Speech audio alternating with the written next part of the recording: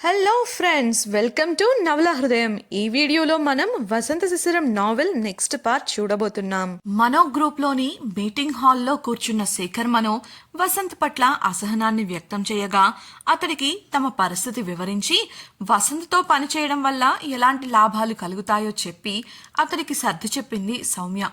కాలేజ్లో మొదటి class professor Ramarao ఆరంభించగా economics కావడంతో విద్యార్థులు నిరాసక్తిని కనబరిచారు. అందుకు రివెంజ్గా అతడు వారి పరీక్షా ఫలితాలు రాబోతున్నట్లు చెప్పి కావాలనే వెటకారంగా మాట్లాడి గది నుండి వెళ్ళిపోతాడు.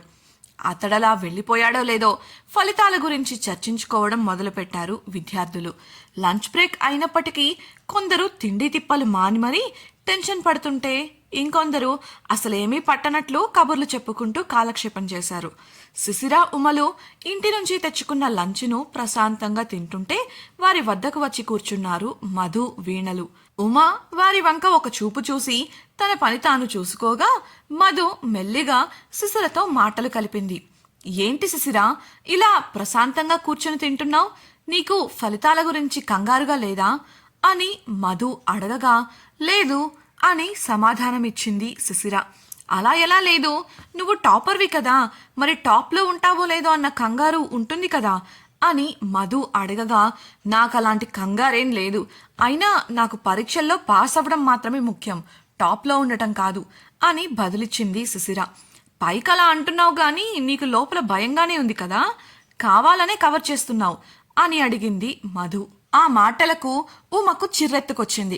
కోపంగా, నీకు బుద్ధుందా? చెప్పింది అర్థం కావట్లేదా? తను చెప్పింది కదా తనకు రిజల్ట్స్ పట్ల ఎలాంటి టెన్షన్ లేదని, మళ్ళీ మళ్ళీ అదే క్వశ్చన్ వేస్తావేంటి అని అరిచింది. అలా ఎలా టెన్షన్ ఉండదు అని మధు మళ్ళీ అడగగా పళ్ళు కొరుకుతూ కోపంగా ఆమెను చూసింది ఉమ. మధు భయపడినప్పటికీ సైలెంట్గా సమాధానం కోసం అక్కడే కూర్చుంది కానీ వెళ్ళలేదు. ఇక ఎన్ని చెప్పినా ఇలా లాభం ఉండదు అనుకున్న ఉమ, ఇలా చూడు మధు, శిశిరకు MBA సర్టిఫికెట్ కావాలి. అందుకోసం ఆమె చదవడానికి చాలానే కష్టపడింది. తను చదివిన దానిపై, తను పడ్డ కష్టంపై తనకి బాగా నమ్మకం ఉంది. అందుకే తను రిజల్ట్స్ గురించి పెద్దగా ఆలోచించడం లేదు. ఇకపోతే టాపర్ ర్యాంక్ అంటావా? తను సబ్జెక్ట్ నేర్చుకోవాలని చదివింది కానీ టాప్ మార్కులు తెచ్చుకోవాలని కాదు. ఈ విషయం నువ్వు అర్థం చేసుకుంటే కాదు చేసుకోగలిగే తెలివి నీకుంటే మళ్ళీ ఇంకో ప్రశ్న వెయ్యవు వెటకారంగా నవ్వుతూ చెప్పింది. ఉమా చివరిగా అన్న మాటలకు ఉడుక్కుంటూ మధు విసురుగా లేచి వెళ్ళిపోగా ఆమెను తోకలా అనుసరించింది వీణ. వారిని చూసి మూతి తిప్పింది ఉమ. భోజనం తినడం పూర్తి కావడంతో రెస్ట్ రూమ్కు వెళ్ళిపోయారు వారు. అదే సమయంలో వీరితో మాట్లాడి విసురుగా వెళ్ళిపోయిన మధు ల్యాబ్లో కూర్చుంటూ బాగా వేషాలు వేస్తున్నారు వీణ.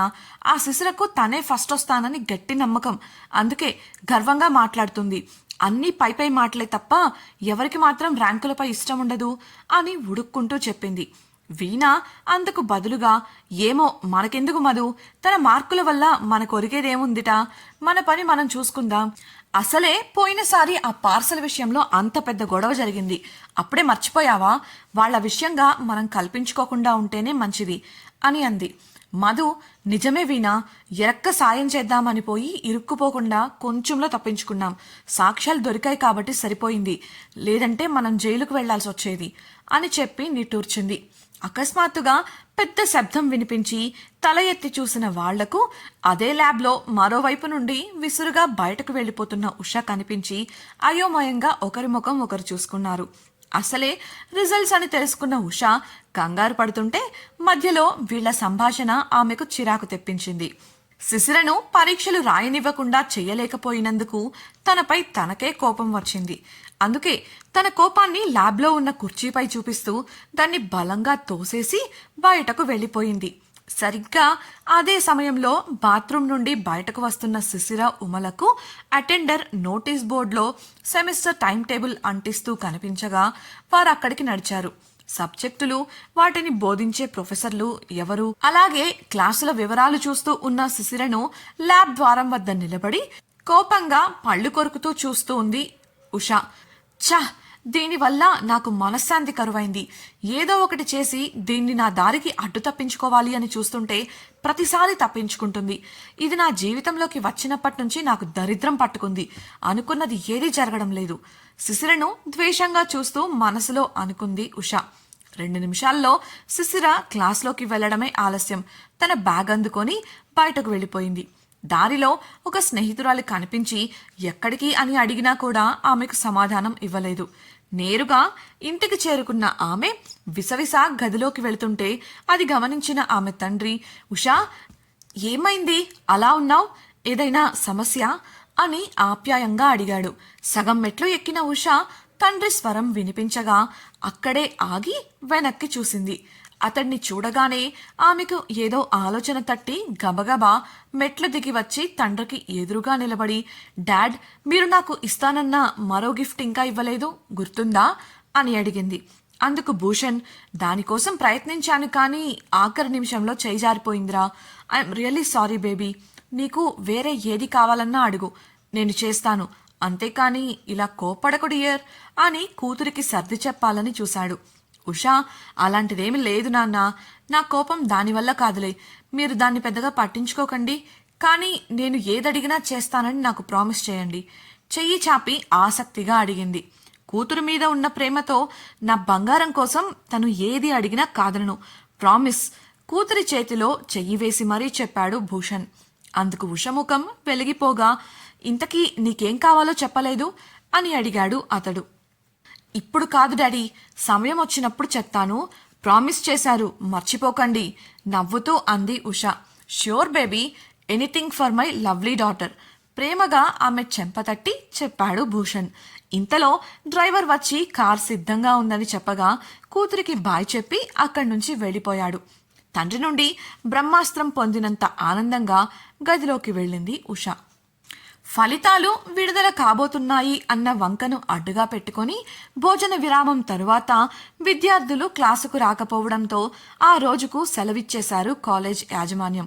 ఆ విషయం తెలిసిన శిశిర, ఉమలు ఒక్క క్లాస్ కోసం అక్కడి నుంచి ఇక్కడి దాకా వచ్చామా, ప్రయాణం సమయం 2 దండగా అనుకుంటూ తమ రూమ్కు చేరుకున్నారు. ఫ్రెష్ అయి వచ్చిన ఉమా ఫోన్ అందుకొని మంచంపై కూర్చోగా ఫ్రెష్ అవ్వడానికి బాత్రూంలోకి వెళ్లబోతున్న శిశిర ఫోన్ రింగ్ అయింది. ఎవరా అని చూసిన ఆమె కళ్ళు స్క్రీన్ పై కనిపించిన పేరును చూసి వెలుగులీనగా ఆమె పెదవులపై నవ్వు విరిసింది. ఫోన్ ఎత్తి చెవి దగ్గర పెట్టుకుంటూ, చెప్పండి అంది శిశిర. కంగ్రాట్స్ శ్రీమతి శిశిరా వసంత్, మీ MBA మొదటి సెమిస్టర్లో మొట్టమొదటి స్థానం సాధించారుగా అన్న వసంత్ మాటలకు సంతోషిస్తూనే షాక్ అయింది శిశిర. మీకెలా తెలుసు, ఇంకా రిజల్ట్స్ రాలేదు కదా అని ఆమె అడగ్గా సరిగ్గా అప్పుడే ఫోన్ చూస్తున్న ఉమా టాపు లేచిపోయేలా, శిశిరా నువ్వే క్లాస్ ఫస్ట్, ఏ అంటూ అరిచింది. శిశిర ఫోన్ మాట్లాడుతున్నట్లు చూసిన ఉమా నోటి మీద వేలేసుకుని సైలెంట్గా ఉండగా శిశిరకు రిజల్ట్స్ వచ్చాయని అర్థమైంది. కానీ ఆ వివరాలు వసంత్కు ఎలా తెలిసాయో అర్థం కాలేదు. అందులోనూ తనే ఫస్ట్ వచ్చిన విషయం అతడు చెప్పడం ఆశ్చర్యాన్ని కలిగించింది. శిశిర ప్రశ్నకు అలాగే ఉమా అరిచిన అరుపుకు శిశిర ముఖం ఎలా ఉంటుందో ఊహించుకొని నవ్వుకున్నాడు వసంత్. ఇంతకీ ఫస్ట్ వచ్చినందుకు పార్టీ ఏంటి అని వసంత్ అడగగా తన ఆశ్చర్యం నుండి తేరుకుంటూ, అది తర్వాత, ముందు మీకు ఆ వివరాలన్నీ ఎలా తెలుసు, ఇంతవరకు నేనే రిజల్ట్స్ చూసుకోలేదు, మీకు కూడా రిజల్ట్స్ వస్తున్నాయని నేను చెప్పలేదు అని అడిగింది శిశిర. ప్రేమ ఉంటే నచ్చిన వాళ్ల గురించి అన్నీ అలా అలా తెలిసిపోతుంటాయి. అది నీ మట్టిబురకు అర్థం కాదులే, కానీ ముందు పార్టీ ఇస్తున్నావా లేదా అది చెప్పు అని అడిగాడు వసంత్. పార్టీ లేదు, ఏం లేదు, ఇలాంటి వాటికి కూడా పార్టీ ఇస్తారా ఏంటి విసుగ్గా అంది శిశిర. విద్యార్థులకు ఇంతకు మించిన గొప్ప అచీవ్మెంట్స్ ఏముంటాయి? ఒక విద్యార్థిగా అందరికన్నా ముందుండి ఫస్ట్ ర్యాంక్ తెచ్చుకోవడం అంటే మాటలా? వసంత్ అడగగా, నా దృష్టిలో సాధించడం అంటే ఇది కాదు, వేరే ఉన్నాయిలేండి అని బదులిచ్చింది శిశిర. వేరే అంటే అని వసంత్ ప్రశ్నించగా, నా బిజినెస్ ప్లాన్ సక్సెస్ అయ్యి నేను ఒక మంచి బిజినెస్ మ్యాన్గా ఎదగాలి, ఇప్పటికీ అదే నా గోల్ అని చెప్పింది శిశిర. ఇప్పటికీ అంటే ఇంకా ఉన్నాయా ఏంటి అడిగిన వసంత్కు, ఉన్నాయి, కానీ వాటిని అచీవ్ అయిన తర్వాత చెప్తాను అంది శిశిర. అయితే ఇవాళ నువ్వు పార్టీ ఇవ్వట్లేదంటావు అని వసంత్ అనగా అవును స్థిరంగా చెప్పింది శిశిర. ఆమె మాటలకు ఉడుక్కుంటూ డీలా పడిపోయాడు వసంత్. సరిగ్గా అప్పుడే అటెండర్ వచ్చి, సార్, రాజేంద్రవర్మ గారి మనవరాలు సౌమ్య అంట మీకోసం వచ్చారు, అడిగితే మీరే రమ్మన్నారని చెప్పారు అని వినయంగా చెప్పగా ఆ మాటలు కాల్లో ఉన్న శిశిర చెవిన పడ్డాయి. అంతే, సౌమ్య గారు ఎందుకొచ్చారు అని అడిగింది. గడియారం వంక చూసిన వసంత్ సౌమ్య వాళ్లతో తన మీటింగ్కు టైం అవుతుందని అర్థమై, ఓకే బాయ్ శశిరా, నీ వల్ల ఇప్పుడు నేను చాలా డిసప్పాయింట్ అయ్యాను. ఐ హోప్ ఈ మీటింగ్ వల్ల మళ్ళీ డిసప్పాయింట్ అవ్వకూడదని కోరుకుంటున్నా అంటూ కాల్ కట్ చేశాడు. ఇంతకీ సౌమ్య రాకకు గల కారణాన్ని శిశిర కనిపెట్టగలదా? వసంత్కి శిశిర పరీక్షా ఫలితాల గురించి ఎలా తెలిసింది? శిశిరలో కలిగిన మార్పు ఏ వైపుకు దారితీస్తుంది? ఉషా తన తండ్రిని ఏం అడగబోతోంది తెలుసుకోవాలనుకుంటున్నారా? అయితే ఛానల్ను సబ్స్క్రైబ్ చేసి వసంత శిశిరం రాబోయే ఎపిసోడ్స్ తప్పకుండా వినేయండి. మీకు ఈ వీడియో నచ్చినట్టయితే లైక్ చేసి మీ సన్నిహితులకు షేర్ చేయండి. మీ అభిప్రాయాలను మాతో పంచుకోవడం కోసం కామెంట్ సెక్షన్లో తెలియజేయగలరు. ఇట్లు మీ నవలా హృదయం team. Thank you for listening.